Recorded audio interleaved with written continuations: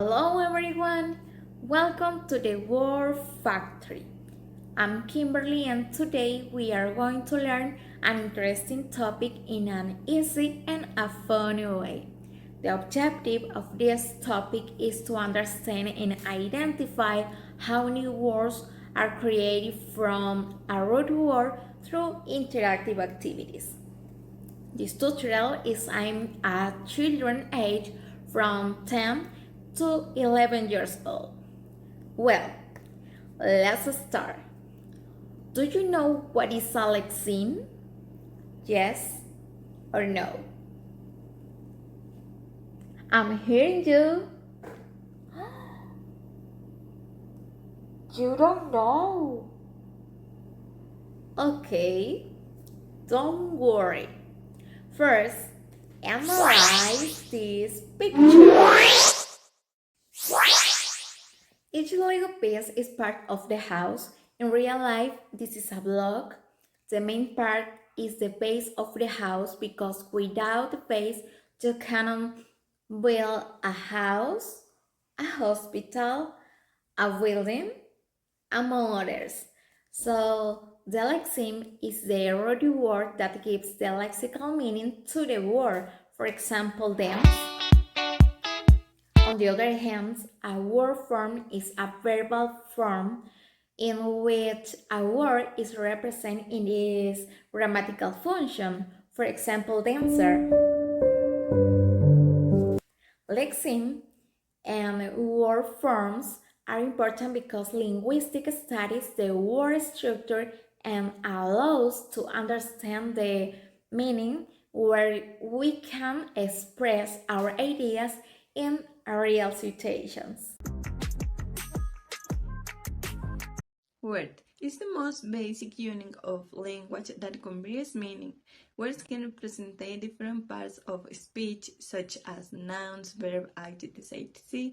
Each word can stand alone or combine with other words to form phrases or sentences. Example: house, a noun representing a building where people live. Run, a verb that refers to the action. Lexeme, it refers to the base form of the abstract concept of a word, which includes all its possible variations or inflections of tense or pluralization. Example: sing, a lexeme that includes different forms like sing, sang, song. Run, this lexeme converts variations like running, run, runs. Morpheme, it is the smallest meaningful unit in a language. It can be words by themselves or part of a word that conveys a specific meaning. Morphemes can be classified into two types. Free morphemes. These can stand alone as complete words and carry meaning independently. Example: sun, a free morpheme meaning the star that illuminates the earth. Like, another free morpheme representing something that makes things visible.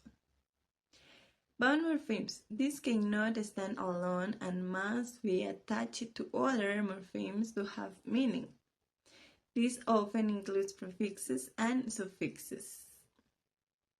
Example: s in cats indicates plural but not stand alone.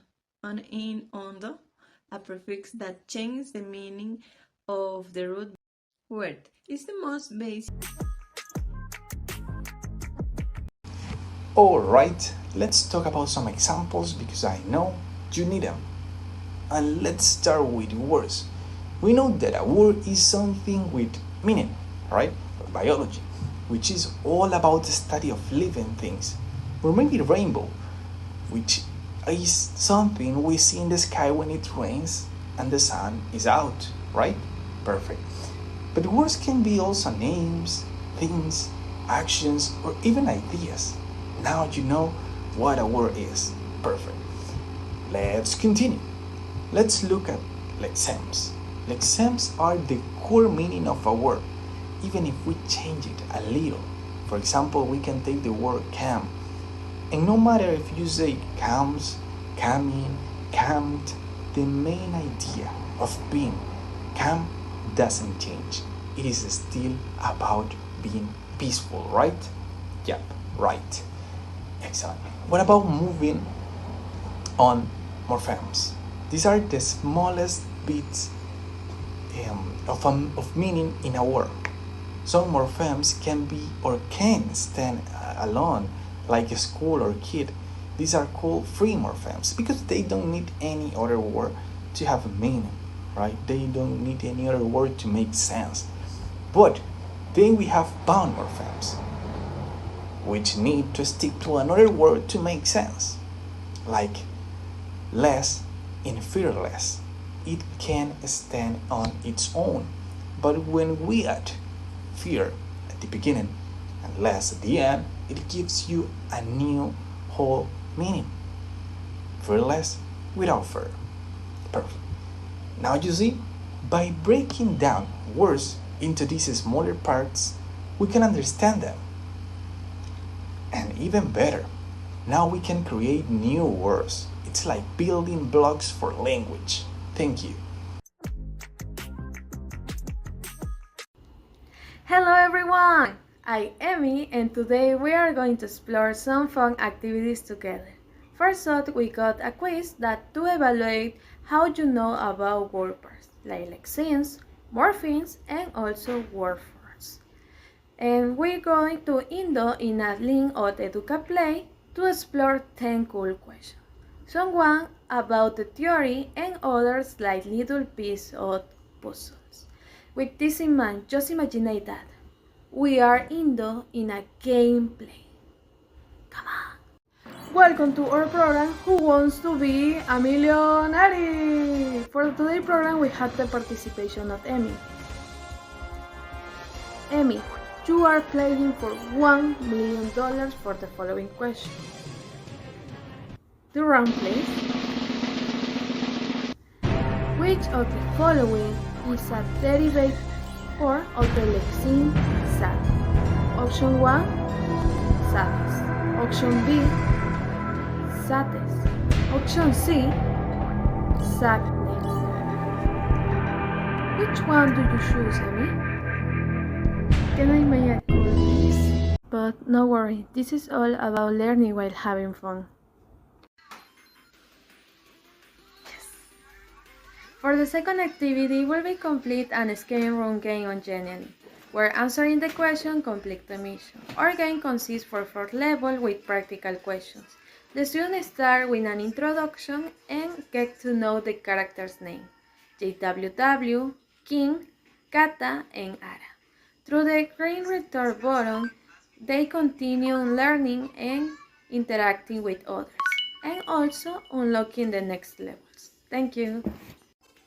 At the end of the game, you can restart or finish the game.